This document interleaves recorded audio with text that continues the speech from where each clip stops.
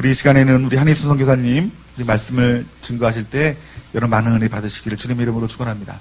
지금 터키에서 사역을 하시고 에베소 지역에서 지금 기도의 집을 하시고 계십니다. 여러분 나오셔서 말씀 전하실 때 많은 은혜 받으시기를 주님의 이름으로 축복합니다. 아멘.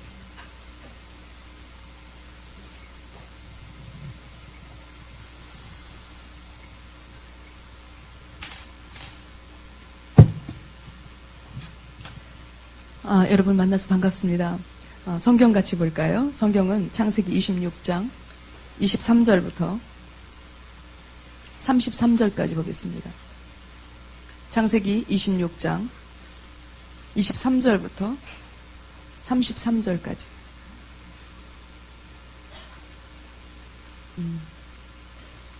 교독하시겠습니다.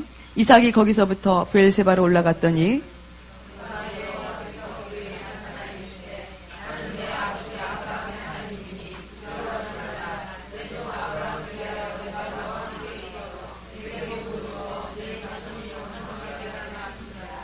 이삭이 그곳에 단을 쌓아 여호와의 이름을 부르고 거기에 장막을 쳤더니 그 종들이 거기서도 우물을 팠더라.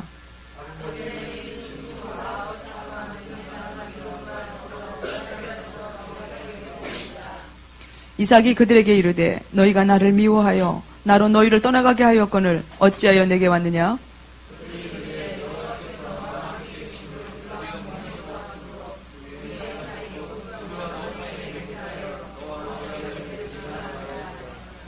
너는 우리를 해하지 말라. 이는 우리가 너를 범하지 아니하고 선한 일만 네게 행하며 너로 평안히 가게 하였음이니라. 이제 너는 여호와께 복을 받은 자니라.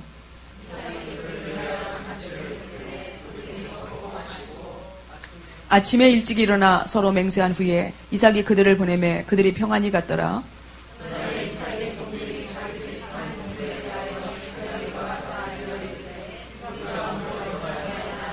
다같이 그가 그 이름을 세바라 한지라. 그러므로 그 성읍 이름이 오늘까지 브엘세바더라. 아멘.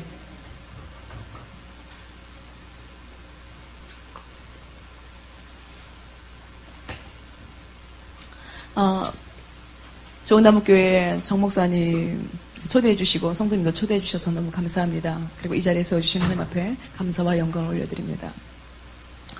좋은나무교회 정목사님하고는 대학원에서 같이 공부했습니다. 같은 동기였고요. 그리고 또 저도 독립선교연합회에서 목사 안수를 받았습니다. 그래서 또 안수받은 교단도 교단이라고 말할 수 없지만 안수받은 곳도 같습니다. 그리고 함께 하나님의 비전을 가지고 함께 하나님의 나라를 이뤄가는 주의 종들로 기름 부음 받고 오늘까지 각자에게 주어진 그 자리에서 충성하며 헌신하고 있습니다. 하나님께서 저를 참 일찍이 만나주셨고 저를 참 사랑하셨어요. 오늘 식사를 하는데 우리 사모님이 목사님 칭찬을 많이 하면서 우리 목사님 참 하나님이 사랑하시는 것 같다. 그런 말씀을 이렇게 하시는 소리를 들으면서 사모님한테 인정받는 목사님이라면 이 목사님은 괜찮은 목사님이고 또 사역을 잘하고 계시고 하나님 앞에 아름답게 쓰임받고 있겠구나라는 생각을 하게 되었습니다. 저도 하나님 앞에 일찍이 부름받았고 또 일찍이 하나님께서 저를 만나주셨어요.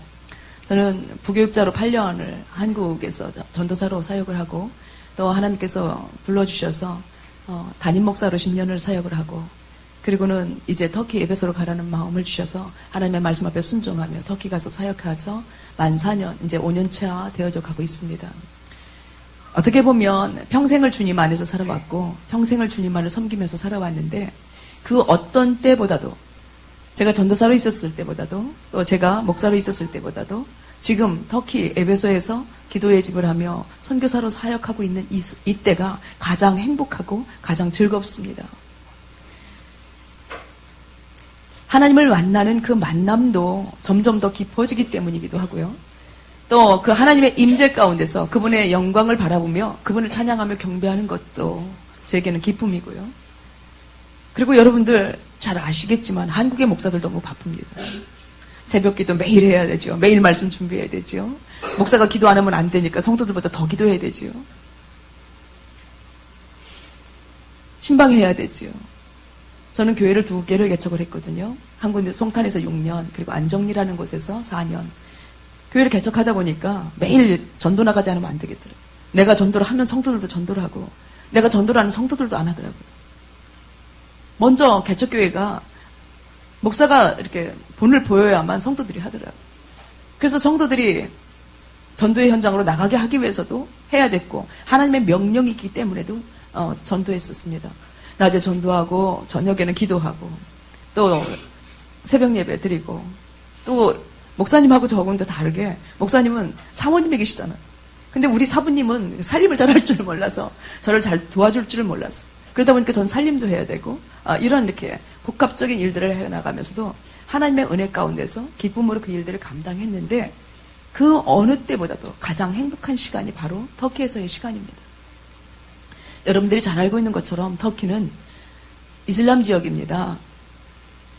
인구는 약 7,300만 정도 돼요. 그런데 99.8%가 무슬림이에요. 0.2%는 개신교도 있고 가톨릭도 있고 그 외에 타 종교들도 있고 또 이슬람의 이단들도 있습니다. 그리고 무속신앙을 갖고 있는 사람들도 있고요. 이런 사람들이 0.2%이고 나머지는 다 무슬림들입니다.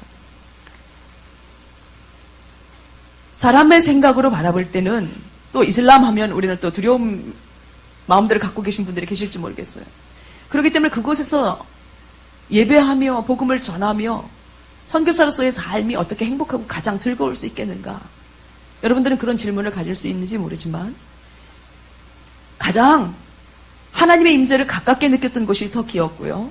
하나님의 사랑을 가장 많이 느낀 곳이 터키였고 날마다 돌보시고 공급하시고 보호하시고 나와 함께 하시는 그 주님을 가장 많이 경험한 곳이 터키였습니다. 저는 성도였을 때에 성령님을 깊이 만났어요. 주님이 저를 만나주셨어요. 여기는 장소도 조금 좁고요. 그리고 오늘 말씀을 전하러 와가지고 좀 방정맞은 것 같지 않나 생각을 해서 그냥 예배를 좀 다른 날보다 조용히 드렸습니다. 저는 춤추며 돌아다니는 사람입니다. 저희 기도의 집에서 예배할 때 예배를 드리면 전 앞에서 춤을 추면서 찬양하고 성령님을 만나고 나니까 성령께서 제 안에 자유를 주셨어요. 주의 영이 계신 곳에는 자유함이 있느니라.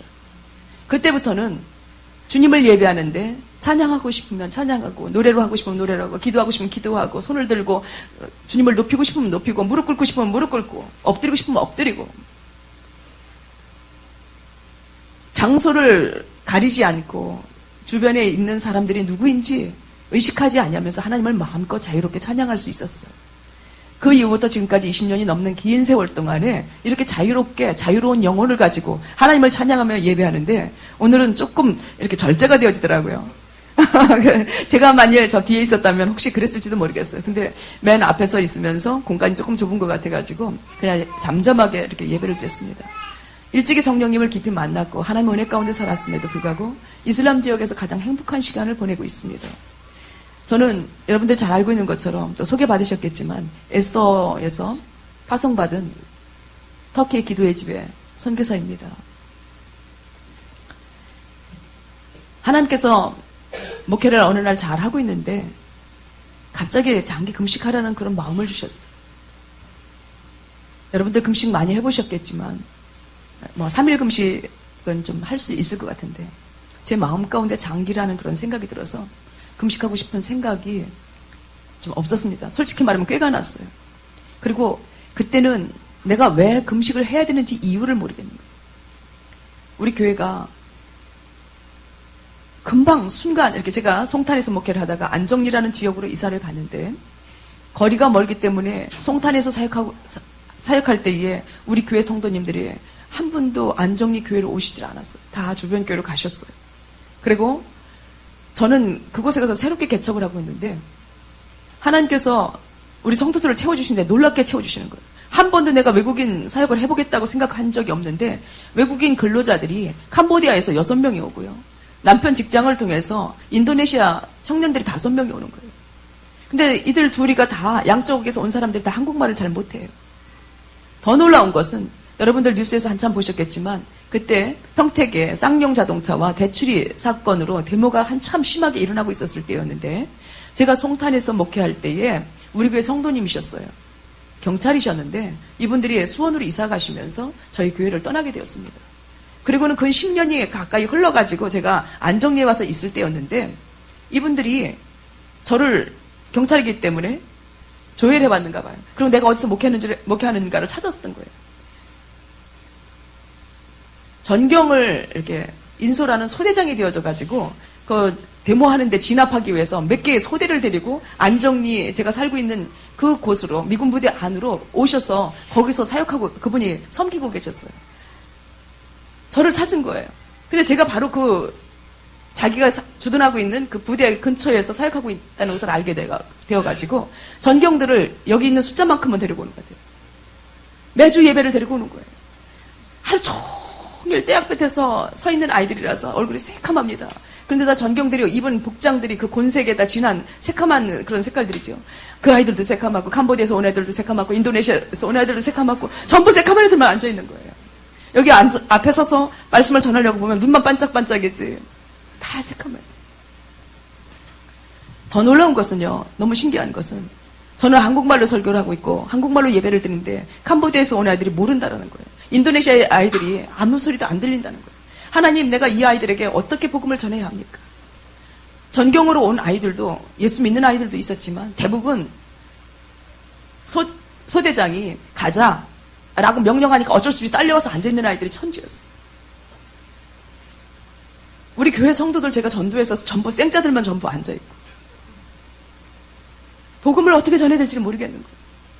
어떻게 하나님의 말씀을 저들에게 가르쳐야 되는지 모르겠는 거예요. 그래서 우리가 시작한 게 뭐냐면 예배가 끝나고 나면 우리 남편도 교직에 있었었고요. 교사로 23년 동안 봉직했습니다. 고등학교 선생으로. 큰딸은 수학을 가르치고 있어요. 가르쳤고요. 그리고 작은 딸은 특수교육학과를 나와서 이렇게 남을 가르칠 수 있는 그런 자격을 갖고 있었고 저는 전도사가 되기 전에 유치원 원장이었습니다. 그러다 보니까 우리 가족이 전부 가르칠 수 있는 사람들이에요. 우리 아들도 문과에서는 탁월한 성적을 갖고 있는 아이였어요. 우리 식구 5이 예배만 끝나면 전부 선생님이 되어가지고 전부 아이들을 맡아서 한국말을 가르치기 시작을 한 거예요. 주기도문 하나를 외워도 이렇게 저는 막대기를 들고 한자 한자를 짚어가면서 주기도문을 읽고 성경 한절을 읽기 위해서도 그렇게 읽어가면서 복음을 전하는데 정말 그들에게 생명의 말씀이 들어가야 되는데 못 알아듣는 아이들에게 어떻게 전해야 되는지 모르겠더라고요. 기도하면서 하나님께서 주신 전략이 뭐냐면 찬송을 가르쳐요. 복음 찬송. 완전히 복음적인 찬송을 애들한테 가르치는 거예요. 반복해서 들려주는 거예요. 그리고는 CD를 전부 구웠어요. 숫자만큼 구워가지고 야 니네 숙소에 카세트 카세트 있냐? 그랬더니 이때 없는 아이들은 우리 카세트를 줘가지고 그렇게 해서 전부 CD 한 장을 주면서 매일 들으라고 하는 거예요. 매일 찬송 불러라. 그러면서 복음을 전하기 시작을 했는데 그때 하나님께서 제게 주신 마음이 금식하라는 마음이었어요. 갑자기 성도들이 막 70명 이상씩 되는 거예요. 나가면 전도의 열매가 맺어지는데 교회가 신나는데 사역이 정말 재밌는데 이사 간 지 얼마 안 돼가지고 교회가 막 부흥되는데 하나님 절대로 금식하라는 거예요. 왜 금식해야 되는지 이유를 모르겠는 거예요. 그래서 차일피일 미루면서 안 하려고 하는데 하나님께서 이렇게 푸시하는 것이 너무 강력해가지고 제가 손을 들 수밖에 없었어요. 그래서 금식을 결단을 하고 금식하는데 그때 하나님께서 절대로 터키 에베소로 가라 약속하더라고요. 목회가 잘 되고 있을 때 신나고 있을 때 그럴 때 하나님께서 절대로 교회에 사역을 내려놓고 터키로 가라고 하시는 이 말씀 앞에서 제가 하나님 앞에 그런 질문을 했어요. 하나님, 거긴 이슬람 지역입니다. 이슬람은 여성들의 인권이 짓밟힌 나라예요. 법정에서 증언을 하게 될 때에 남자는 한 사람만 있어도 되지만 동일한 그 효력을 발생하려면 여자들은 2명이 필요해요. 남자 한 사람에 여자는 2명이 필요하다고요. 인권이 완전히 짓밟힌 나라예요. 그런데 하나님, 하물며 제가 그곳에 가서 어떻게 사역을 합니까? 금식하는데 하나님께서 저에게 주시는 마음이 뭐냐면 터키 에베소로 가라, 소아시아에 무너진 7교회를 세워라, 이런 말씀을 주시는 거예요. 하나님, 내가 가서 어떻게 7교회를 세웁니까? 하나님 앞에 계속해서 기도하는데 하나님께서 저에게 주신 감동이 뭐였냐면 이는 힘으로 되지 아니하고 능으로 되지 아니하고 오직 여호와의 신으로만 가능하다. 스가랴 4장 6절 말씀을 주셨어요. 내 힘으로 되는 것이 아니고 내 능으로 되는 것이 아니라 주의 영으로 가능한 것이라면 순종하겠습니다. 그리고는 이제 하나님 앞에 기도하기 시작했습니다. 하나님, 가겠습니다. 그러면서 하나님 앞에 3가지 기도 제목을 올려드렸어요. 하나는 우리 어머니가 그때 91살이셨어요. 시어머니가 계시고, 제가 맏며느리거든요. 시어머니가 계셨고, 31살 먹은 딸, 29살 먹은 딸, 그리고 27살 먹은 아들이 있었는데, 하나님 이 2 딸들은 좀 시집을 보내고 갔으면 좋겠습니다. 제가 선교사로 나가면 얘들을 결혼을 어떻게 시킵니까? 그러니까 얘들 결혼만 좀 시켜주십시오. 그리고 어머니 하나님께서 좀 데려가 주십시오. 그리고 또 한 가지가 뭐냐면, 하나님, 우리 교회 사정 아시지 않습니까? 외국인 근로자들이지요. 또 전경들이지요. 이제 나온 갓생자들이지요. 다 내가 중보해주고 내가 기도해주는 사람들인데 나를 위해서 기도해줄 사람이 없습니다. 하나님. 중보자가 필요합니다. 1대1의 중보자. 이 사람은 어떤 사람이냐면 내가 어느 때든지 사인 주면, 내가 어느 때든지 기도 정보를 주면 하던 일을 내려놓고 나를 위해서 엎드려서 기도할 수 있는 1대1의 중보자를 주십시오. 이런 사람 3명을 주시고, 그리고 언제든지 기도 제목을 보내면 1대1의 기도자 같지는 않지만 내 기도 제목을 가지고 밤을 새워 기도하고 응답되어질 때까지 기도할 수 있는 사람을 하나님 주십시오. 그리고 많은 무리인데 생각날 때마다, 엎드려 기도할 때마다 나를 생각해서 기도할 수 있는 기도의 무리들을 주십시오. 하나님 앞에 그 3가지를 기도를 했어요. 근데 그러면서 1년을 이제 교회도 정리해야 되고, 제가 또 어디 가서 이제 선교 훈련을 받아야 되는가 하나님 앞에 질문하면서 가고 있었어요. 그때에 에스더, 지금 이제 소속되신 분들, 에스더에다가 전화번호나 이메일 번호 주신 분들은 기도 제목에 계속 오실 텐데, 저는 제 이름이 거기 왜 들어갔는지 지금도 모릅니다. 누가 제 이름을 그곳에다 올려놨는지 모르는데, 그 전부터 에스더에서 기도의 문자들이 계속해서 오기 시작을 했어요. 어떤 때는 기도를 하고 어떤 때는 그냥 덮어버리기도 하고, 밤낮 가리지 않냐고 기도 문자가 오는데 짜증나더라고요. 어떤 때는 내 기도에 막 열중하고 있는데 전화기를 항상 목사들은 이제 옆에다 놓잖아요. 어떤 긴급한 상황이 생길 수도 있으니까. 전화기를 옆에다 놓고서는 기도를 하면 문자가 오는 소리가 들리거나 벨 소리가 나서 열어보면 에스더의 기도 문자인 거예요. 나하고는 전혀 상관도 없는 데서 자꾸만 기도 문자를 보낼 때 짜증나더라고요. 덮어버리기도 하고 그랬었는데, 어느 날 지저스 아미 컨퍼런스, 그리고 목회자 신학생 50% 할인, 그리고 제가 좋아하는, 제가 그 당시에 스카프레노 목사님 찬양을 굉장히 좋아했었는데, 스카프레노 목사님이 오셔서 찬양 인도한다고 하는 그 3가지 문자 메시지가 저한테 보여진 거예요. 아, 가자. 그러고서는 갔습니다. 근데 가는 날 아침에 새벽기도 끝나고, 평택하고 수원은 가까워서 수원이기 때문에 오전에 좀 자고 가야 되겠다. 그러고는 아침에 식구들이 다 나가고 난 다음에 제가 좀 잠을 잤어요. 잠을 잤는데 꿈을 꾸게 하시는 거예요. 꿈을 꾸는데 여기 앞에 앉아 계신 분, 그 핑크색 같은 티셔츠를 입은 사람들이 나무, 이렇게 비가 온 후에 나무 정자 밑에 많은 사람들이 있는데, 거기에 남자분 3이 있어요. 청년들 2명과 한 40대 정도 되는, 40대 중반 정도 되는 남자 한 분. 제가 어딘가에서 전도를 하고 그곳을 향해서 전도를 하러 가고 있는데, 그 셋 중에 나이가 좀 먹은 한 40대쯤 되는 사람이 일어나서 저를 향해서 오면서 뭐라고 하느냐면, 여기에 리더가 누구입니까? 그래요. 그래서 전데요. 이름이 뭡니까? 제 이름을 대줬어요. 어떤 전략을 가지고 전도하십니까? 꿈속에서 그러는 거예요.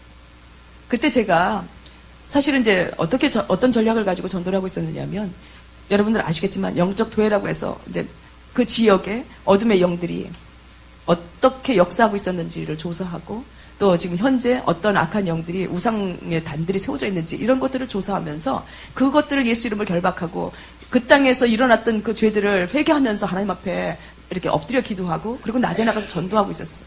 그래서 하나님, 그 꿈속에서 그런 얘기를 해서 매핑을 하고, 영적 도회라고 하는데 매핑을 하고, 그리고 땅 밟기를 하고, 그리고 하나님 앞에 엎드려 기도합니다. 이게 그 당시에 저희가 하던 거였어요. 새벽 기도만 끝나면 저희 가족을 중심으로 해서 성도들이 새벽 기도 끝나고 일찍 가지 않는 사람들은 다 저희와 함께 그 땅을 다 밟고 다녔어요. 점집들, 절, 이런 데를 다 예수 이름으로 결박하고, 그 땅에서 역사하는 어둠의 영들이 역사하지 못하도록, 그러면서 계속해서 이제 기도하며 다니고 있었는데 놀랍게도 하나님께서 나가면 열매가 맺어지는 거예요. 다음 아침에 아침 먹고 전도로 나가면 그날 매일 열매가 맺어지는 그런 역사들이 일어나고 있었어요. 근데 꿈속에서 전도를 하면서 그쪽을 향해서 전도를 하러 가고 있는데 그 사람이 일어나서 저한테 그러는 거예요. 어떤 전략을 가지고 전도하는 거예요. 그래서 제가 꿈속에서 그 동일한 이야기를 했어요. 그랬더니 그 사람이 그러는 거예요. 제 손을 이렇게 탁 손목을 탁 잡으면서 저쪽으로 갑시다. 내가 전략을 가르쳐 주겠습니다. 그러고는 꿈에서 깼어요. 그리고는 에스더 컨퍼런스 힌돌산 기도원에 이제 참석하기 위해서 갔습니다. 전략이라는 그 생각을 가지고 가는데 첫 시간이 되어져서 이제 시작이 되었는데 앞에 보니까는 핑크색 티셔츠를 입은 사람들이 세 줄로 쭉 앉아 있는 거예요. 하나님, 저 사람들이 누굽니까? 내가 꿈속에서 봤던 핑크색 티셔츠 입은 사람들이. 그래서 옆 사람한테 물었어요. 저희 앞에 있는 사람들, 저 핑크색 입은 사람들은 누굽니까? 그랬더니 그 사람들이 탈북민들이라는 거예요. 탈북민들이라는 거예요. 하나님, 저는 북한이 아니잖아요. 저는 터키로 가라고 하시면서 왜 내 꿈속에서 그 핑크색 입은 티셔츠를 입은 사람들을 보게 하십니까? 그리고는 첫 시간부터 강사님을 통해서 쏟아지는 말씀이 뭐냐면 하늘의 전략이라는 말이 계속 나오기 시작하는 거예요. 그분들은 어떤 생각을 가지고 하늘의 전략이라고 말씀하셨는지 모르지만 저는 하늘의 전략 하는데 안테나가 꽂혀버렸어요. 화장실도 갈 수가 없는 거예요. 지금은요 조금 훈련이 약합니다. 저희가 그 컨퍼런스 처음 저가 받을 때는 쉬는 시간도 없었어요. 계속해서 집회는 이루어지고 알아서 화장실 갔다 와야 되는데 이 전략을 놓칠까 봐서 화장실도 못 가겠네요. 첫 시간부터 적기 시작을 했어요. 하나님께서 도대체 전략이라고 하는 것이 뭔가. 나한테 전략을 가르쳐주신다고 꿈속에서 말씀하셨는데 내가 반드시 이 전도에 대한 전략, 이슬람권을 향해서 내가 나아가야 되는데 이 전략을 받아가지고 나가야 되지 않겠는가. 그래서 전략을 적기 시작을 했어요. 근데 너무너무 놀라운 것은 금요일쯤 되어졌을 때에 최종적으로 제가 종합해서 이것이 하나님께서 나한테 주신 전략이다라는 것이 바로 뭐였냐면 예배였습니다. 여러분, 선교와 예배가 어떻게 맞물릴 수 있을까요? 어떻게 예배가 선교의 전략이 될 수 있을까요? 제가 안정리에서 그 전경들과 외국인들과 함께 예배를 드리면서 너무 답답했던 게 뭐냐면 예배가 예배답지 않은 거예요. 생짜배들만 앉아있고 못 알아듣는 사람들이 앉아있다 보니까 간절한 마음으로 하나님을 예배하고 사모하는 마음으로 예배를 드렸으면 좋겠는데 이게 안에 이게 부딪힘이 있어야 되거든요. 메아리 치고 같이 연합해서 이렇게 올려지는 그런 예배들을 경험치를 못하니까 제가 늘 답답했어요. 그래서 제가 안정리에서 그 사람들을 향해서 예배라는 주제를 가지고 설교를 18주를 했어요. 18주. 하나님 앞에 예배드리는 것이 어떤 것인가? 어떻게 하면 하나님을 올바로 예배드릴 수 있는 것인가를 제가 힌돌산 기도원에 가기 전에 18주를 설교를 했어요. 근데 하나님께서 그 18주 동안에 제가 설교를 하기 위해서는 저도 연구를 해야 하고 설교하기 위해서는 저도 성경 본문을 찾으면서 예배가 무엇인가를 저도 알아야 됐잖아요. 하나님께서 저를 18주 동안에 그렇게 준비케 하시고 저는 평생을 예배드린 사람이에요. 평생을 저희 집이 잠깐 소개하자면 저희 집이 교회를 지은 사람이에요. 교회를 지었어요. 저희 동네에다가. 저는 어렸을 때 예수를 믿었거든요. 상이라는 상을 다 이렇게 휩쓸고 왔어요. 심지어는 제가 너무 상을 많이 탄다고 주일학교 때 저를 이렇게 빼고 상을 주려고 할 정도로 그렇게 상을 받아왔어요. 중학교 2학년 때 주님을 깊이 만났어요. 남들이 보지 못하는 환상을 보게 되고 남들이 듣지 못하는 소리를 듣게 되고 그러면서 헌신이 뭔지도 모르는 그 가운데서 중학교 2학년 때 내가 나의 삶을 하나님 앞에 드리겠다고 결단을 했거든요. 그러고는 쭉 영적 이렇게 삶을 살아왔어요.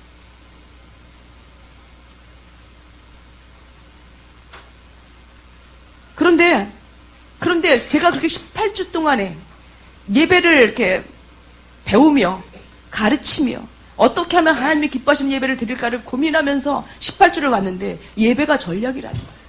여러분 놀랍지 않습니까? 선교는 정의하자면 예배가 없는 땅에 가서 하나님을 예배하는 것이 선교입니다. 아멘.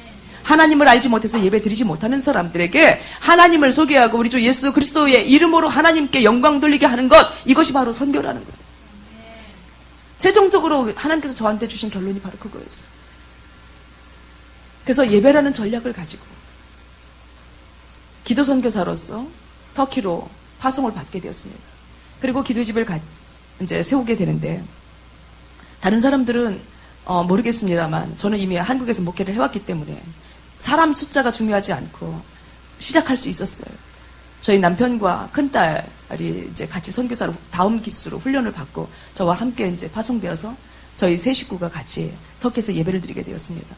근데 이 주변에 살고 있는 사람들이 누가 사는지를 모르잖아요. 처음에는 예배를 드리는데 우리 안에 두려움의 영들이 좀 임하더라고요. 두렵더라고요. 그래서 커튼을 3중을 쳤어요. 커튼으로 3중을 쳤는데 우리가 이제 가서 마침 집도 얻지 못하고 게스트하우스에서 살고 있는데 다른 선교단체에서 5명의 사람들이 와가지고 우리를 위로하러 왔어요. 그리고 우리하고 함께 예배를 드리겠다고 하는데, 이 사람들이 와갖고 눈치도 없이 얼마나 큰 소리로 예배를 드리는지 가슴이 조마조마한 거예요. 나는 여기서 상주에서 살 사람이고 너희들은 잠깐 있다 갈 사람들인데 이렇게 큰 소리로 예배했다가 우리한테 어떤 어려움이 오면 어떡하라고 이렇게 큰 소리로 예배하나, 이런 생각이 내 안에 가득했어요.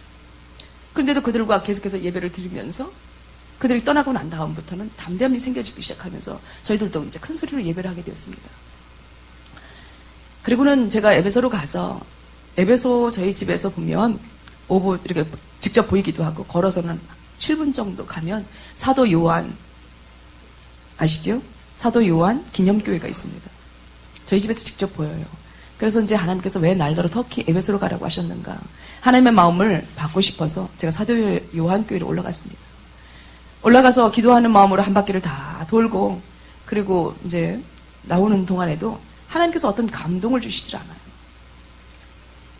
아무 말씀이 안 들리는 거예요. 그래서 이제 문 입구에 나와가지고 소나무 그늘이 아주 좋은데 그 그늘 밑에 서가지고 돌아온 곳을 이렇게 뒤돌아보고 있는데, 그때서 하나님께서 저한테 질문하시는 소리가 들려요. 봤니? 예, 봤습니다, 하나님. 다 무너졌네요. 그날도 관광객이 엄청나게 많이 왔습니다. 거기 제가 살고 있는 지역에서 약 4km 정도 떨어진 곳에는 유적지, 에페소라고 하는 곳이 있습니다. 에베소라고 하는 유적지가 있고요. 제가 살고 있는 곳에는 사도 요한 기념교회가 있는 곳이에요. 사도 요한 기념교회가 있는 곳은 7대 교회, 계시록 2장 3장에 나와 있는 그 소아시아에 무너진 7교회들의 시작인 곳이거든요. 그곳을 많은 관광객들이 와서 이렇게 보고 갑니다. 그리고 특별히 그 사도 요한 교회를 오게 되는 사람들은 대부분 예수 믿는 사람들이 오게 돼요. 나무 그늘 밑에서 무너진 곳을 이렇게 돌아보면서 하나님 앞에 말씀드리고 있었을 때 하나님께서 이런 감동으로 제게 말씀하시는 소리를 들었어요. 이렇게 많은 사람들이 왔다 가지만 내 거룩한 이름이 짓밟히고 내 영광이 땅에 떨어졌는데도 불구하고 그것을 회복하기 위해서 오는 자가 없고, 그것을 회복하기 위해서 우는 자가 없고, 그것을 회복하기 위해서 안타까운 마음으로 기도하는 자가 없고. 너무 충격이었어요. 너무 충격이었어요. 하나님이 그 땅에서 예배 받으시기를 원하는구나. 하나님이 그 땅에서 다시 한번 거룩한 이름이 영광 받으시기를 원하는구나. 하나님은 그 백성들을 다 구원하셔서 그 백성들로 인하여 하나님을 찬양하며 경배하며 예배하기를 원하시는구나. 하나님께서 모든 사람을 창조하신 목적이 뭐지요? 모든 사람을 지으신 이유는 바로 그들로 인하여 찬송 받으시기 위함입니다. 아멘. 영광 받으시기 위함입니다. 그런데 한때는 그 땅에서 하나님을 예배했고, 한때는 그 땅에서 땅 끝까지 나가 복음을 증거하는데 그 땅 백성들이 쓰임받고 그 땅에 살던 사람들이 쓰임받았었는데, 이제는 이슬람이라고 하는 그 악한 영에게 사로잡혀서 교회는조차 하나님을 믿는 사람도 없는 그런 땅이 되어버리고 말입니다. 그리고 하나님의 거룩한 이름을 높이기 위해서 우는 자도 없고 회복하는 자도 없고 그 이름을 찬양하는 자도 없는 거예요. 많은 사람들이 선교지라고 방문 오고 있지만 무너진 교회만 바라보고 가는 것이지 진짜 아버지의 마음이 무엇인지를 느끼고 가지 못하는 거예요. 그때부터는요, 정말 제 안에 간절한 마음이 생겨지는데, 그날도 제가 하나님의 마음을 그렇게 받고 있을 때에 한쪽에서는 우리 한국 사람들이 어떤 교회에서 왔는지 모르겠어요. 그런데 거기서 따닥따닥따 대한민국 이러는 사람들이 있는 거예요. 지금 하나님은 뭐라고 말씀하시냐면 저한테 내 거룩한 이름이 땅에 떨어졌고 이 영광이 땅에 떨어졌지만 이것을 회복하는 자가 없고 회복하기 위해서 오는 자도 없고 이것을 위해서 우는 자도 없고 기도하는 자도 없다고 말씀하시고 있는데 한쪽에서는 박수 치면서 따닥따닥딱 대한민국 하고 있는데 너무 마음이 그때부터는 할 수만 있으면 거기 오는 사람들에게 왜 왔습니까? 어떤 마음을 받았습니까? 당신은 하나님께서 당신을 이곳에 보내신 이유가 목적이 뭔지를 아십니까? 그리고 하나님께서 지금 뭘 원하고 계신지 하나님의 음성을 들었습니까? 이러고 막 묻고 싶은 거야. 한 사람도 한 사람 붙들고. 너무너무 안타까워. 너무너무 안타까워. 하나님은요. 지금은 하나님을 알지 못해서 울 밖에 있는 사람들이지만 주님은 그들을 구원하시기를 원하시고 그들을 통해서 예배 받으시기를 원하신다는 거예요. 아멘. 이사야 19장 좀 띄워주실 수 있습니까? 이사야 19장 19절부터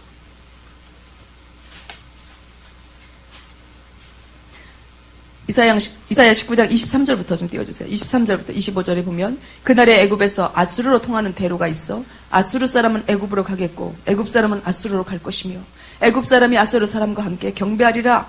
그날에 이스라엘이 애굽과 아수르로 더불어 셋이 세계 중에 복이 되리니 이는 만군의 여호와께서 복을 주어 가라사대 나의 백성 애굽이여 나의 손으로 지은 아수르여 나의 산업 이스라엘이여 복이 있을지어다. 하나님의 계획은 이 사람들이 다 구원받는 거예요. 아멘. 애굽 사람들이 구원받는 거고 아수르 사람들이 구원받는 거예요. 셋이 세계 중에 복이 되는 거예요. 이것이 하나님의 영원한 계획입니다. 하나님의 마음 가운데는 하나님의 중심 가운데는 그분 안에 불붙는 그 뜨거운 열정 가운데는 이슬람이라고 하는 우리가 배척하고 싶고 우리가 외면하고 싶고 악한 놈들 나쁜 놈들 하면서 손가락질 하고 싶은 그 사람들을 구원하시고자 하시는 하나님의 열망과 뜻이 있다. 하나님은요 이들을 버리지 않으셨어요. 제가 터키 안에서 살면서 터키 지역을 이제 연구하게 되잖아요. 하나님은요 창세기 6장에 보면 노아 시대의 사람들이 우상 숭배하고 범죄함으로 인해서 사람들을 다 멸하십니다. 그리고 노아의 가족을 통해서 새로운 종족을 인류를 이제 시작하게 하시지요. 함은 이미 아버지의 하체를 본물로 인해서 아버지로부터 저주를 받지만 셈과 야벳이 남아있지 않습니까? 창세기 6장에 보게 되면 셈은요 하나님을 찬양하는 경배하는 믿음의 조상들이 되어지는 것을 보게 됩니다. 아브라함은 셈족입니다. 아브라함, 이삭, 야곱 이렇게 혈통으로 내려오는 사람들은 셈족이에요. 근데 창세기 6장에 보면 주님께서 뭐라고 말씀하시느냐면 이렇게 말씀하세요. 야벳은 노아를 통해서 축복하는데 셈의 장막에 거할 자다. 아멘. 야벳은 셈의 장막에 거할 자래요. 하나님께서 아브라함을 저 바벨론이라고 하는 그 갈대아 우르부터 시작해가지고 아브라함을 터키라고 하는 지역을 통해서 예루살렘까지 인도하시고 저 밑에 애굽까지 인도하십니다.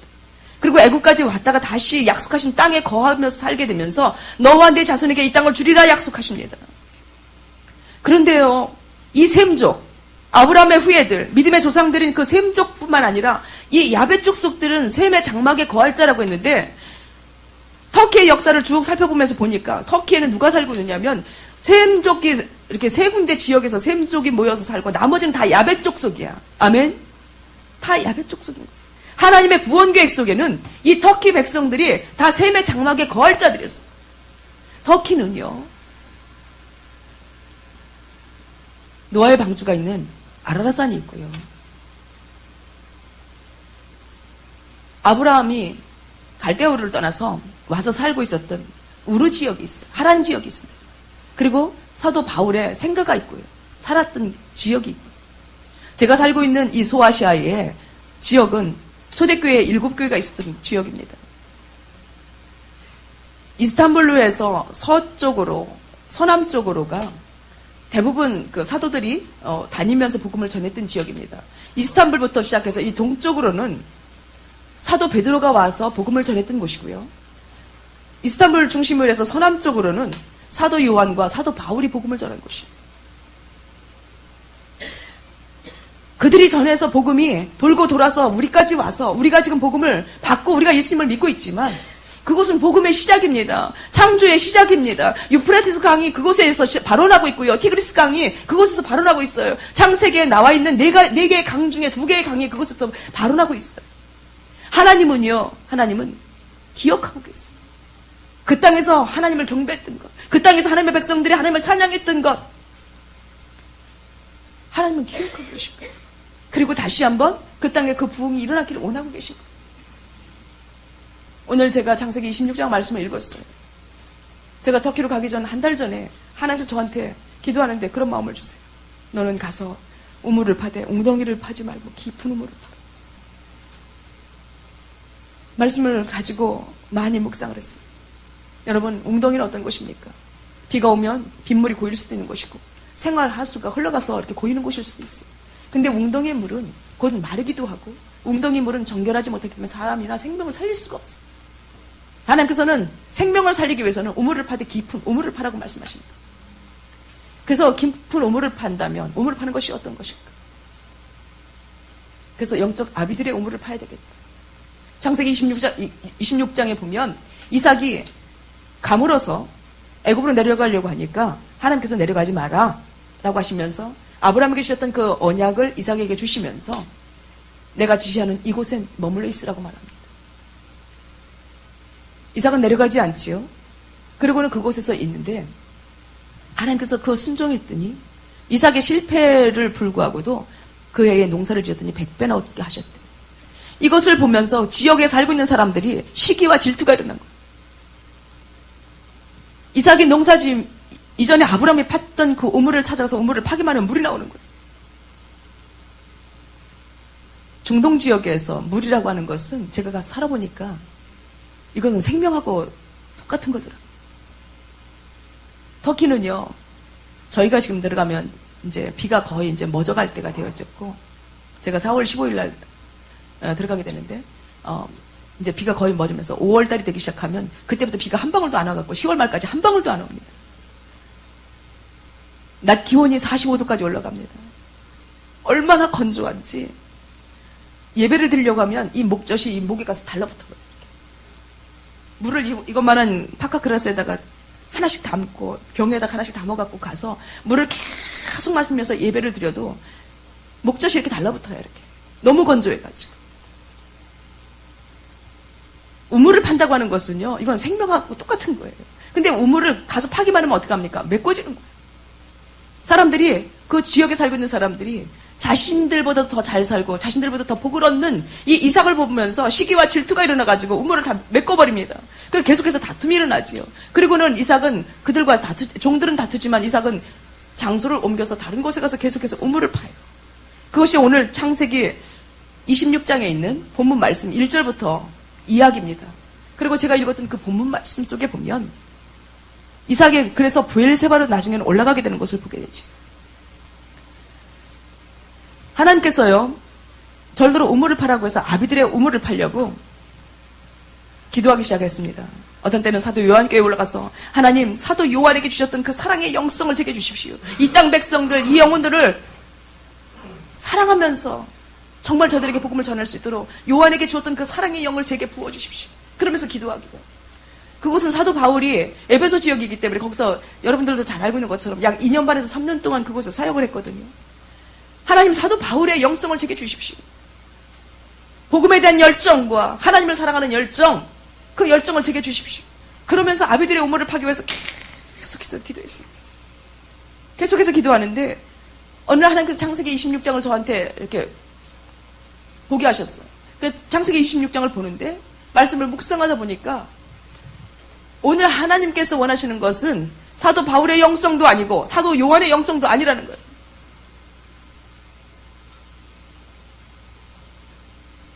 사도 바울의 영성은 2000년 전에 필요했던 것이고 사도 요한의 영성도 그 시대에 필요했던 것이지, 오늘은 내가 새로 파는 우물이 필요한 거예요. 나에게 필요한 영성이 필요하다는 거예요. 2000년 전에 사도 바울의 영성을 가지고 2000년 전에 있었던 그 사도 요한의 영성은 그들에게 그 시대에 필요했던 것이라면 오늘 동일한 성령이 그들 안에서 역사했었던 그 성령으로 말미암아 오늘 내가 판 그 우물을 가지고 생수를 그 땅 가운데 흘려버려야 하고 그 땅 사람들이 먹고 마시게 해야 된다는 거예요. 아멘. 이것이 바로 브엘세바에게서 하나님께서 저한테 계시하신 계시였어요. 그래서 사도 바울의 영성과 사도 요한의 영성을 달라고 하는 기도를 멈추기 시작을 했고, 하나님 제게 성령을 부으소서. 저한테 전력이, 하나님께서 저한테 뭐라고 하셨다고요? 이는 내 힘으로 되지 않냐고, 능으로 되지 않냐고, 주의 영으로 가능하다고 하신 이 말씀이 다시 생각나면서 하나님 성령을 제게 부어주십시오. 다시 기도하기 시작을 했습니다. 날마다 하나님을 사모하며 하나님을 갈망하면서 기도하며 예배할 때에 놀라운 하나님의 은혜들이 쏟아지기 시작을 했어요. 이전보다도 목사로 살아왔고 전도사로 살아왔고 평생을 주님을 섬기면서 살아왔지만 그 지나오는 과정 속에서도 그때가 가장 주님이 나를 사랑하시는 것 같았고 그때마다 하나님이 나를 가장 기뻐하시는 것 같았고 그때마다 남보다도 더 열정을 주셔서 하나님을 섬기면서 살게 하셨던 것 같았는데 터키에서 지금 그 하나님의 임재와 그 하나님과의 그 깊은 관계 속에서 오는 그 놀라운 은혜와 사랑은 이전에 목사였을 때보다도 전도사였을 때보다도 내가 성령으로 충만하고 주님을 만났던 그런 때보다도 내가 정말 어렸을 때에 순수한 마음으로 하나님 앞에 나의 삶을 드리겠다고 결단했던 그 어떤 때보다도 가장 강력합니다. 가장 강합니다. 그렇기 때문에 가장 행복한 시간을 보내고 있어요.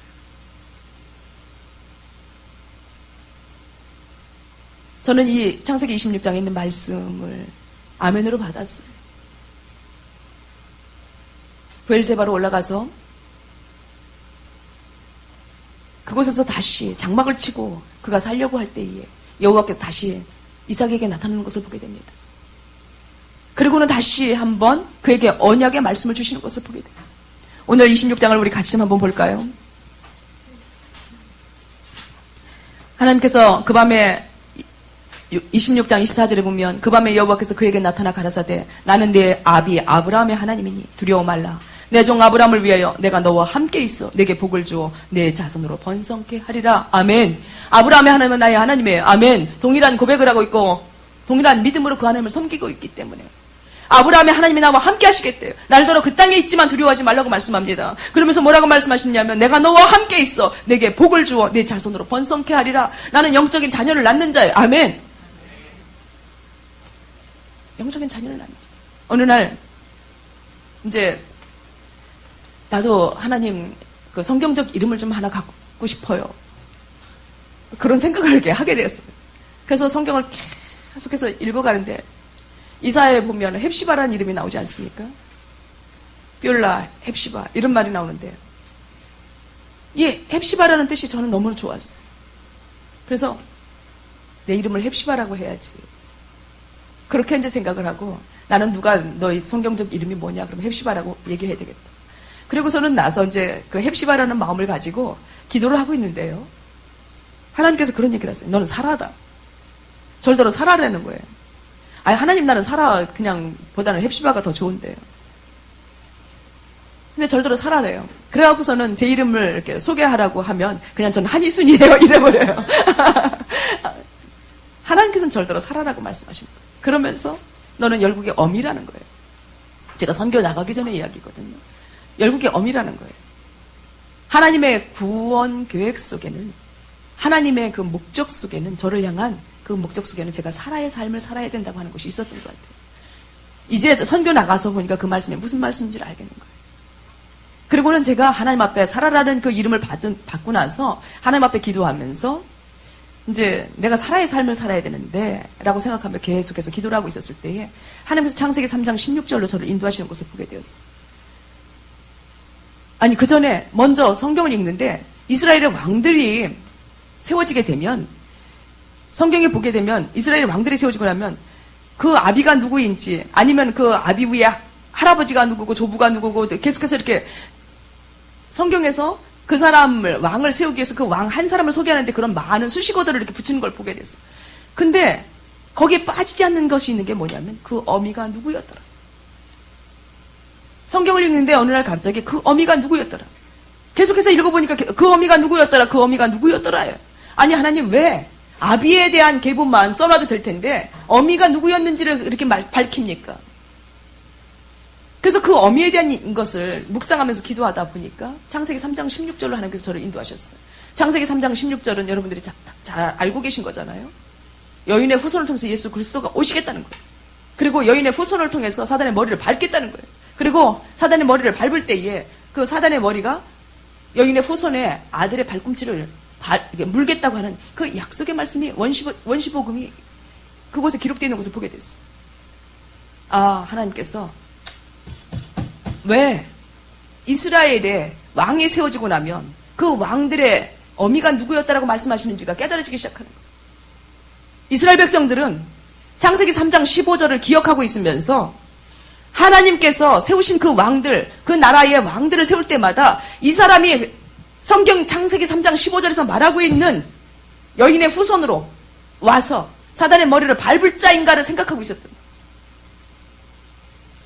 선한 왕이었든 악한 왕이었든 그 어미가 누구였다라고 말하면서 그들은 계속해서 그것을 주시하고 있었던 거예요. 역사가는, 이스라엘의 역사가는 그 여인의 후손을 통해서 났던 그 왕이 창세기 3장 15절에서 말하고 있는 그 사람인가를 생각하고 있었던 거예요. 그러면서 제 안에 어떤 소망이 생겨지느냐면, 그래, 나는 여인의 후손의 후손을 낳는 자가 되자. 여인의 후손의 후손을 낳는 자가 되자. 이것이 제 안의 갈망이었고요. 하나님께서 저를 또 마태복음 1장으로 인도하시면서 아브라함과 다윗과 예수 그리스도의 세계라 하면서 그 세계, 예수 그리스도의 세계에 대한 것들을 쭉 저한테 이렇게 깨닫게 하시면서 너는 이 예수 그리스도의 후손을 낳는 자가 되라 라는 그런 마음의 비전으로 저한테 주시더라고요. 아멘으로 받고 이제는 이제 제 마음 가운데 저는 살아라고 생각하며 살아갑니다.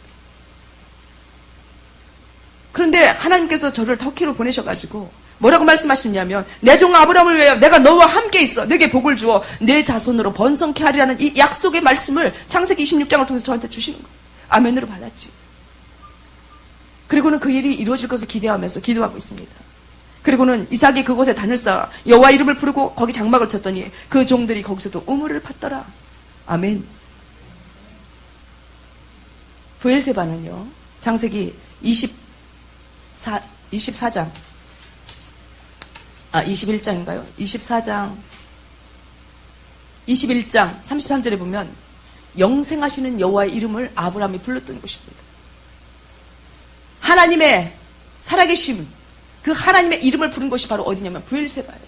저는 여기 좋은나무 교회가 브엘세바 되기를 축복합니다.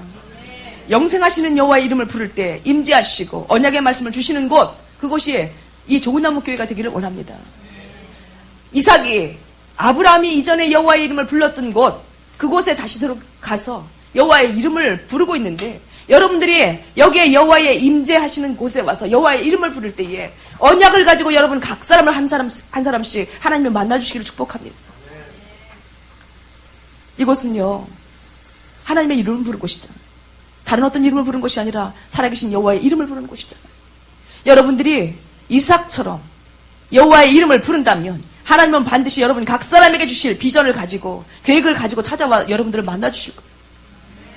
좋은나무교회가 북한을 위해서 마음을 품고 기도합니까? 이것이 여러분들이 그냥 북한을 위해서 기도해야 되겠다고 생각해서 기도하는 것입니까? 하나님의 비전이 담겨져 있는 것이고 하나님이 여러분들 안에 여러분들을 통해서 이루시기 위해서 언약을 주시고 그것을 이루게 하시는 분이 바로 하나님이시라는 거예요. 아멘. 여러분들이 깊은 우물을 파시길 축복합니다. 통일한국이 이루어지는 그날까지, 북한이 구원받는 그날까지, 북한의 모든 지하교회가 다 바깥으로 나와서 하나님을 찬양하며 마음껏 예배하는 그날까지 여러분 계속해서 우물을 파시기를 축복합니다. 깊은 우물을 파셔요. 우물 파다가 어떤 사람 힘들다고 그냥 가기도 해요. 기도하는 거 쉬운 일이 아닐 수도 있어요. 어떤 사람에겐 기도가 즐겁지만 그 즐거움까지 오기까지는 많은 훈련과 연단이 필요합니다. 많은 사람들이 도중에 그만두는 사람 많아요. 이런 사람들은 나 어떤 사람들 웅덩이 파는 사람들. 근데 하나님은 오늘 저와 여러분에게 우물을 파되 깊은 우물을 파라고 말씀합니다. 깊이 파시길 축복합니다.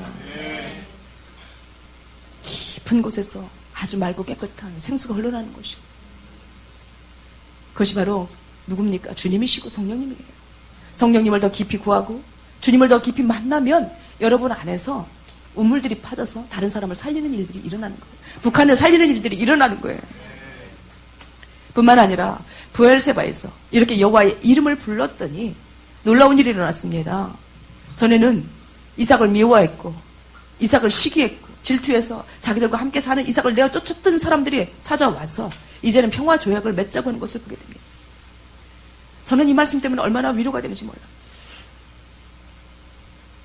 제가 복음을 전하고 그곳에서 하나님을 예배하다 보면 그 사람들이 분명 시기 질투가 일어나고 나를 미워할 수도 있을 거라고 생각되어져요. 그런데 그런데 내가 그들과 다투지 아니하면서 계속해서 옮겨갈지라도 다른 곳에 가서 예배를 드리며 다른 곳에 가서 복음을 전할지라도 계속 주님의 이름을 부르면서 가는 곳마다 예배단을 쌓고 가는 곳마다 브엘세바를 세워갈 때에 하나님께서 마침내 내가 여호와의 사람인 것을 그들로 알게 할 뿐만 아니라 하나님께로부터 내가 복받은 자인 줄을 알게 할 뿐만 아니라 그들이 친히 찾아와서 나와 화친하자고 하는 이러한 평화의 조약이 마침내 이루어질 것을 저는 믿습니다. 오늘 본문 말씀이 바로 그래요.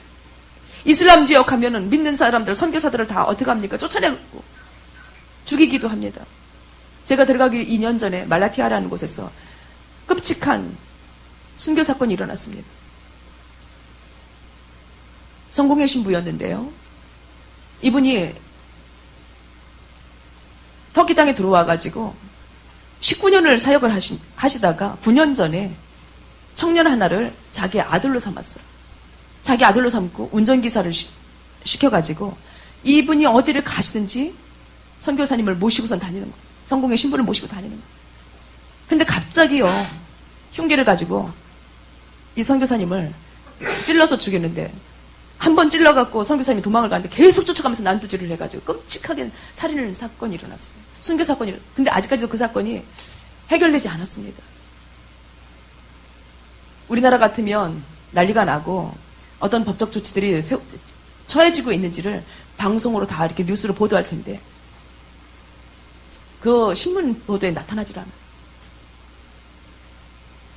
너 왜 그랬느냐라고 물었대요. 그랬더니 알라가 시켰다. 알라가. 갑자기 9년이나 선교사님을 따라다니면서 선교사님을 모시면서 예수를 영접했다고 생각되어졌던 그 청년이 어느 날 갑자기 흉기를 들었는데 그리고 선교사님을 죽였는데 왜 그랬냐 했더니 알라가 시켰다. 이것이 바로 이슬람의 영이에요. 이슬람 사람들이에요. 이런 사람들이기 때문에 우리가 마음 놓고 찬양하며 마음 놓고 예배드리기 쉽지 않고 마음 놓고 복음 전하기 어렵지만 그리고 또 우리를 미워할 수도 있지만 반드시 하나님은 그들로 인하여 우리가 하나님의 사람인 것을 보게 할 뿐만 아니라 하나님께서 복 주시는 것을 보게 할 뿐만 아니라 너희는 하나님께 복을 받은 자다. 그러니까 너희와 우리가 화친하자 하면서 평화조약을 맺으러 오게 하실 거라는 거예요. 저는 이 약속을 언약으로 받았고 믿음으로 받았어요. 그렇기 때문에 감사해요.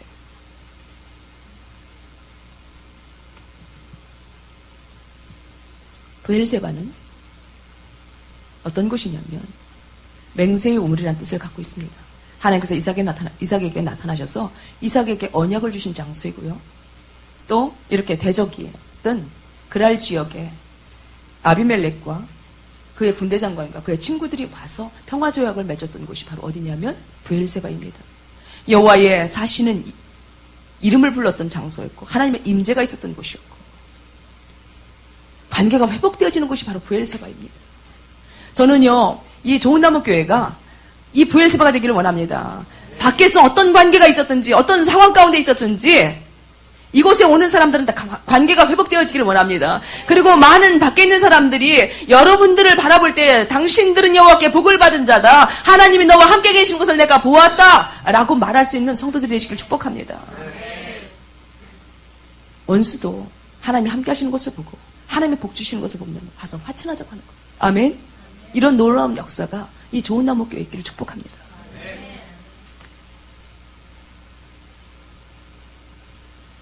그리고 브엘세바는요, 뜻이 어떤 뜻을 갖고 있냐면 7개의 우물이라는 뜻도 갖고 있어요.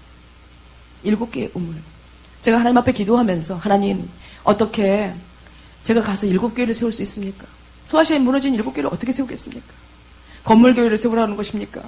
아니면은 사람 교회를 세우라고 하시는 것입니까? 물론 한 사람 한 사람을 세우는 것이 교회지만 소아시아에 무너진 7교회를 세워라 이렇게 말씀을 하셨기 때문에 건물교회를 세우라고 하시는 건가? 정말 그 무너진 지역에 가서 교회를 하나씩 세우라고 하시는 것인가? 그러면서 하나님 앞에 엎드려 기도하기 시작하는데 하나님께서 제게 주신 비전은 사람 교회를 세우라는 것이었어요.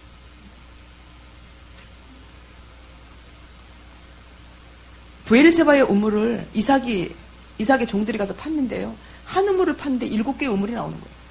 어떻게 한 우물 팠는데 7개의 우물이 나옵니까? 여러분, 이게 기적 아닙니까? 이건 기적인 거예요. 하나님만이 하실 수 있는 일이에요. 내가 거기서 그곳에서 하나님 앞에 깊은 우물을 파며 나를 통해서 터져나올 이 놀라운 생명수가 그 땅을 흘려가게 하는데 거기서 그 흘러나오는 그 깊은 우물 가운데서 하나님께서는 마침내 그 물을 마시고 또 그 물을 먹은 자가 다른 곳으로 물을 퍼 옮길 자를 하나님께서는 세우실 거라고 하는 비전으로 받게 되었어요. 하나님은요, 하실 수 있는 하나님이시잖아요. 전능하신 하나님이시잖아요. 창조주 하나님이시잖아요. 능력의 하나님이시잖아요. 무엇이든지 하실 수 있는 하나님이시잖아요.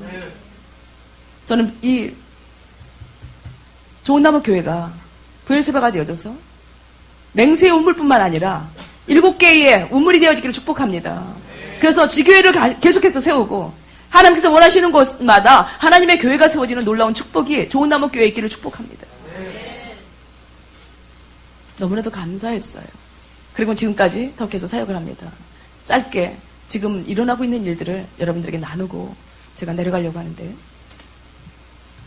중동 지역에 민주화 바람이 몇 년 전부터 불고 있습니다.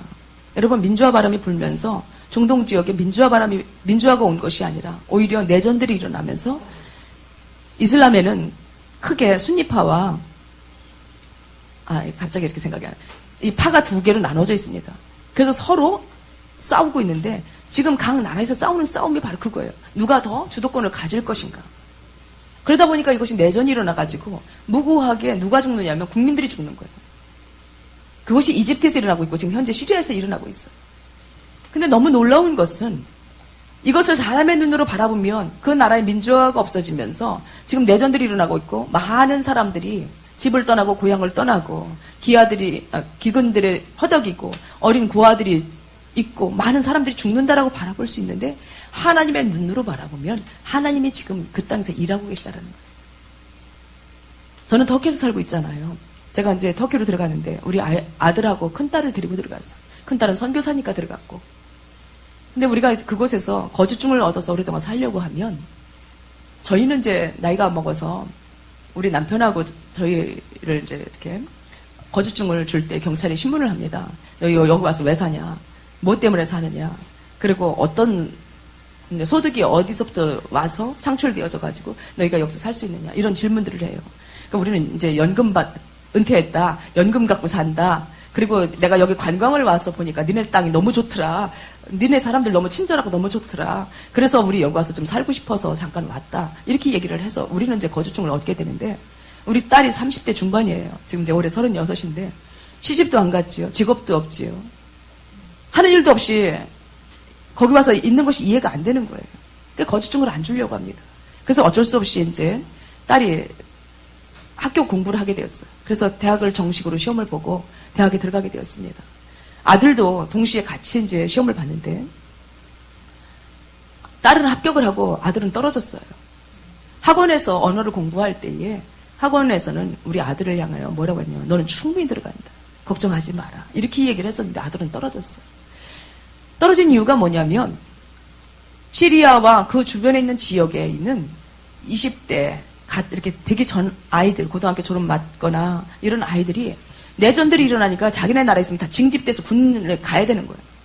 그러다 보니까 조금 살만한 아이들이나 아니면은 부모들이 자녀의 그 미래를 위해서 다 유학을 보낸 거예요. 다 터키로 보낸 거예요. 안전한 땅으로 보낸 거예요. 한 반에 50명 뽑는 한 반에 외국인 하나밖에 자리가 없는데 1000대1인 거예요. 1000대1. 그리고 아들이 떨어졌어요. 근데 딸은 합격을 했어요. 여자들은 군인들 많이 안 가니까 딸은 합격을 하고 아들은 너무나도 뭐 외국에 있는 아이들이 이슬람 지역에 있는 아이들이 몰려와가지고 아들은 떨어졌어요. 터키는 한 대학에 5개의 과를 지망할 수가 있어요. 우리나라는 이 대학에 한과 저 대학에 한과 이렇게 지망하지만 지원서를 내지만 한 대학에 5개 원서를 낼 수 있는데 기왕에 학교를 갈 거라면 우리가 외국에서 사역하니까 제가 다른 사람들에게 복음을 전하고 말씀을 전할 수 있는 기회가 많아지니까 통역이 필요하다고 생각을 해서 영어 통역을 좀 했으면 좋겠다고 생각해가지고 미국학을 이제 미국 쪽에 영어 통역 그다음에 미국학 그러면서 이제 계속해서 미국과 관련된 학과와 그리고 맨 마지막에 약대를 집어넣었어요. 약대는 왜 그랬냐면 다른 것이 안 되면 거기서 약대에도 들어가서 근데 나와가지고 약국이라도 개설해가지고 거기서 복음을 전할 생각으로 약대를 지원했는데 1지망 통역이 안 되고 2지망 미국학이 된 거예요.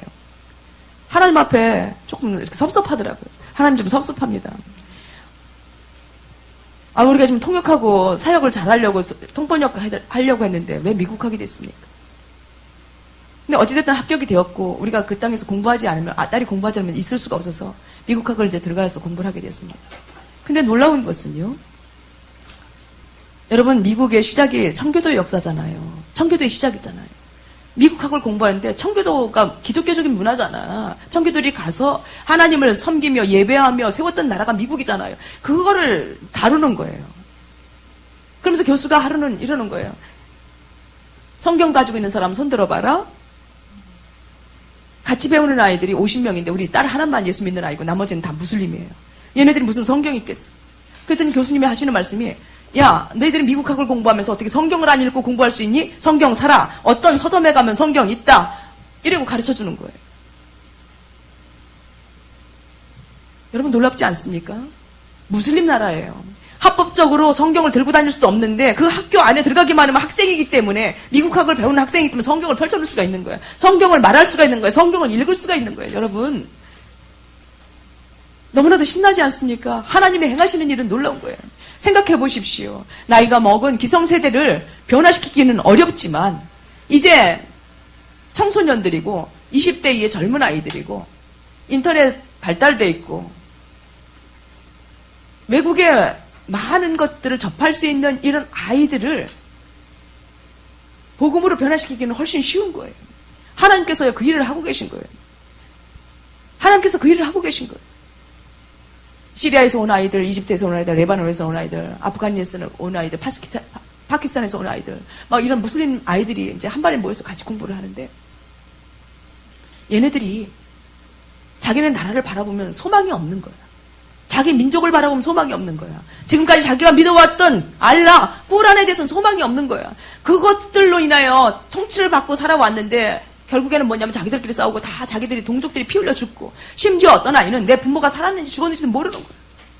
얼마나 외롭고 힘들겠습니까? 얼마나 외롭고 힘들겠어. 자기네 나라에서는 무슬림이기 때문에 예수를 믿으면 종교를 개종하면 다 돌로 맞아 죽거나 처형당해 죽어야 되고 모든 사회적 보장들이 다 한순간에 사라지는데, 여기는 지금 내 나라가 아닌 거예요. 남의 나라인 거야. 나를 아는 사람이 없는 거야. 내 이웃이 없는 거야. 나를 고발할 사람이 없는 거야. 선교사들이 언어를 배우기 위해서 어학당에 들어가서 앉아있으면 얘네들이요, 선교사들한테 찾아오는 거야. 대부분 한국 사람들은 다 선교사라고 알고 있어. 너 예수 믿니? 그리고 질문하는 거예요. 선교사들이 목에 칼이 들어와도 예수 믿는다고 하잖아요.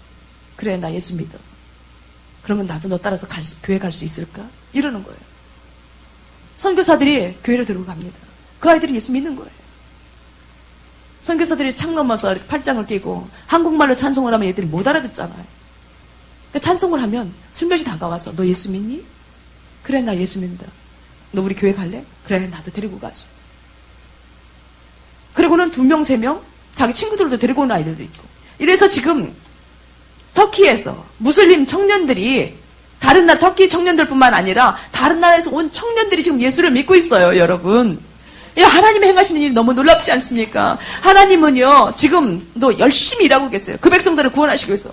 또 놀라운 것은 다른 나라에서 지금 많은 핍박들과 전쟁들이 일어나면서 그곳에 들어가서 사역하고 있던 선교사들이 그곳에서 있을 수가 없어서 안전한 땅 터키로 지금 오고 있어요.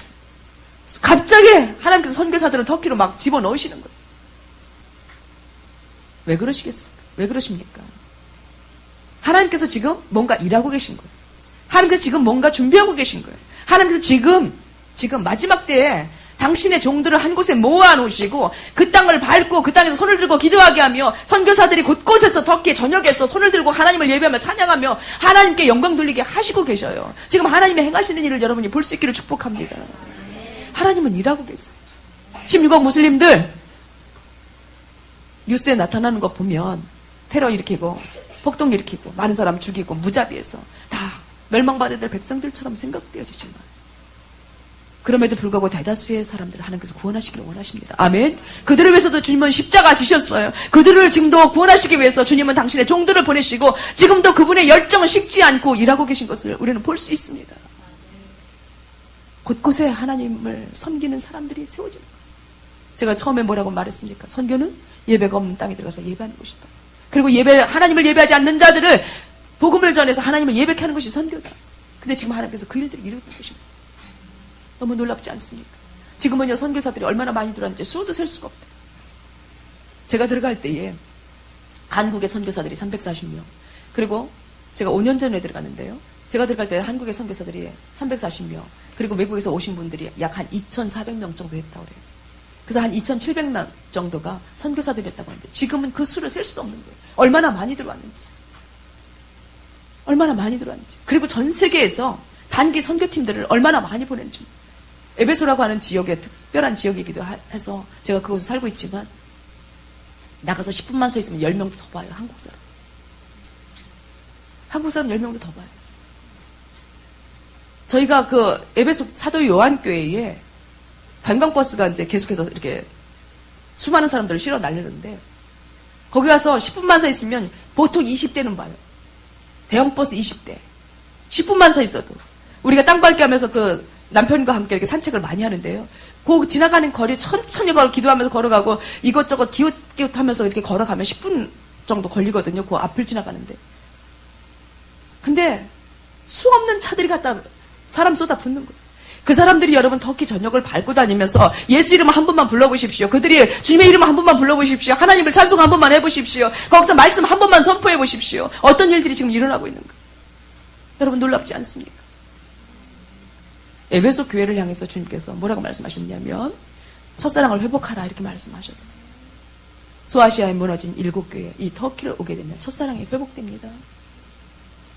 무너졌던 그 교회들을 바라보면 우리의 신앙을 다시 한번 점검하게 되고